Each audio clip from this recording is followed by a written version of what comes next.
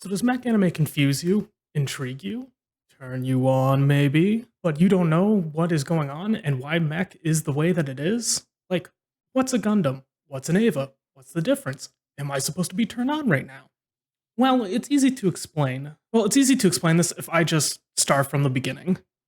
The mech genre starts in the ancient time of 1960s Japan, with a show called Tetsujin 28 Go, based on the manga of the same name created in the 1950s. It starred a boy piloting a giant robot that was built by his father. This will be the birth of a genre that will later be dubbed Super Robot, which features the likes of Ultraman and Vanguard Ace.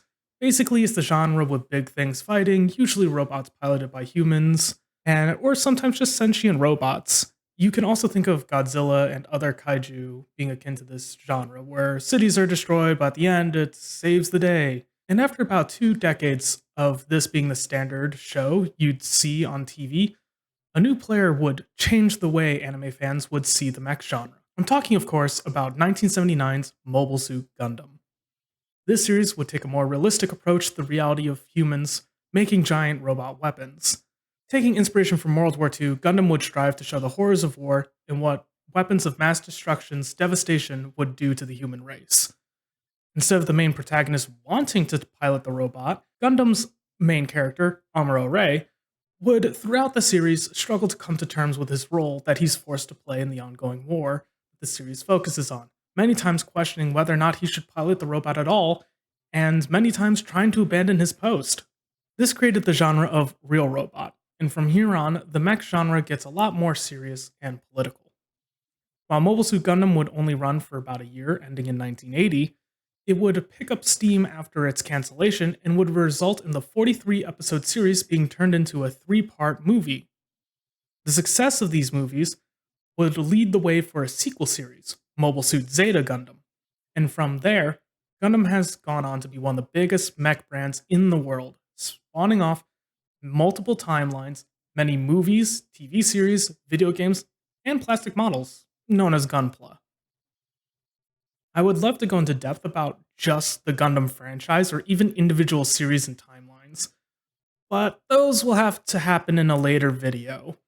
So please subscribe if you're interested in hearing about that, because there is more on the way. It wouldn't be until the mid 1990s when a few animators at a dying animation studio called Gainax would get particularly tired of the Gundam formula.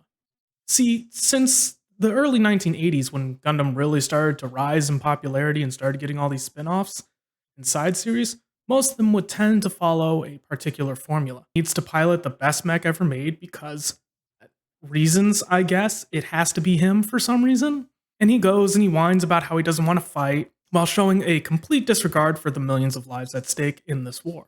He then goes on to see some terrible horrors of the war and understands his position and that he needs to go and save the day. And he does. It's unique the first time or two you see it, but it became a trope of the real robot genre. So, in 1995, Hideaki Anno set out to produce some form of a critique on the real robot genre in its current state, with his own series, Neon Genesis Evangelion.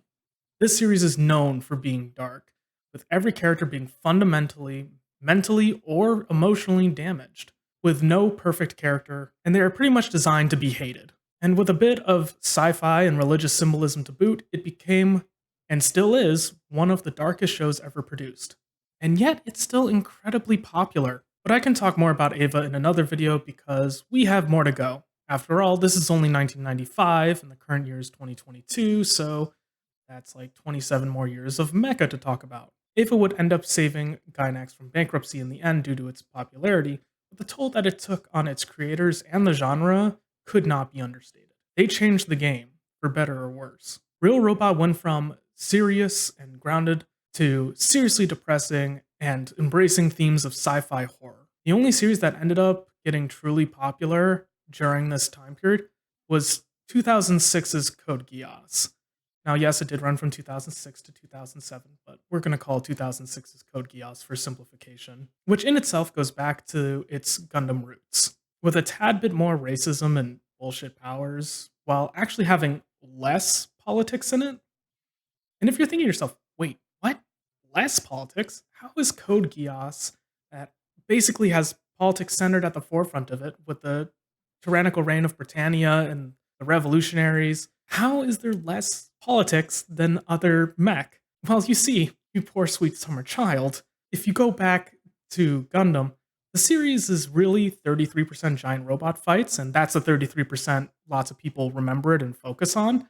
But it's really the other 67% that is dry political debate that actually drives the story forward. Immediately after Code Geass ended in 2007, another important player would show up. Tengen Toppa, Gurren Lagann.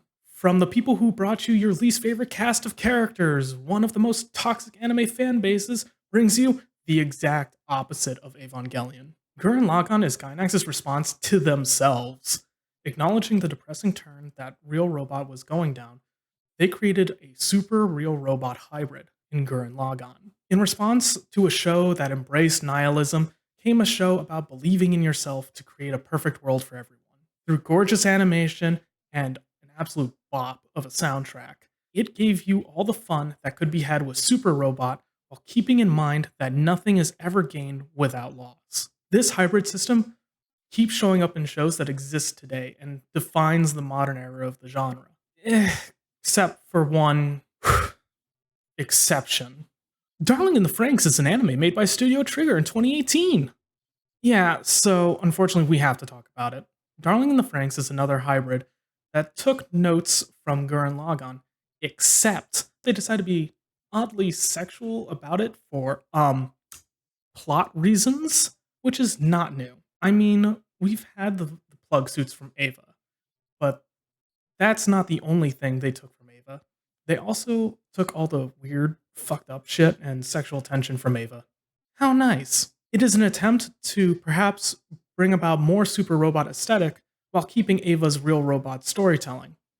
The problem of this show is that the last third, which was completely jumbled garbage that was totally incomprehensible to the rest of the plot.